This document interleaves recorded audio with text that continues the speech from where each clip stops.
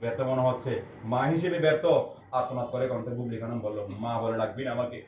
মা বলে ডাকবি না আমাকে। তোর মা মরে গেছে। তোর মা মরে গেছে। অনামিকা কিছু না বলে চট করে মায়ের পায়ের উপর পড়লো। প্লেটে নিচে রাখো দিকে, নিচে রাখলো। আবার পড়ো। প্লেটটা রাখো। এটোরা ইত্যাদি। না না না, প্লেটে মাছটা রাখো নিচে দিয়ে। আচ্ছা।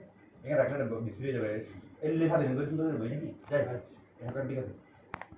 Action action. তার মনে হয় কিছু না বলে ছট করে মায়ের পায়ের উপর পড়লো। মা জড়িয়ে ধরে কাঁদতে কাঁদতে বলল, মা মাফ করে দাও আমাকে, মা মরে যাবো আমি। এমন করো না, মরে যা তুই। মরে যা তুই। বুবলি খানম ঘৃণা করা কণ্ঠে বলে রিপোর্টটা ফেলে রেখে চলে গেলেন ঘর ছেড়ে। অনেকে বাদ ভাঙ্গা কানায় ভেঙে পড়লো। মায়ের চোখে নিজের জন্য ঘৃণা কিছুতেই মেনে নিতে পারছে না। এরপর যখন সবাই জানবে তখন সবাই ঘৃণা করবে।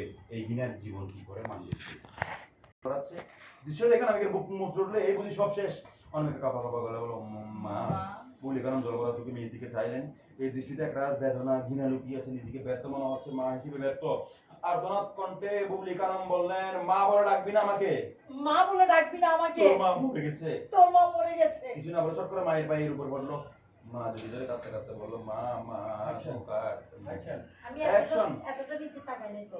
অ্যাকশন আমার তো রাগ। অ্যাকশন। মা বাবা বলে, একটু তো হবে এই হাত করে ধরো না, বেশি লাগবে। কি করো? হালকাই করো, অতটা নিচে না।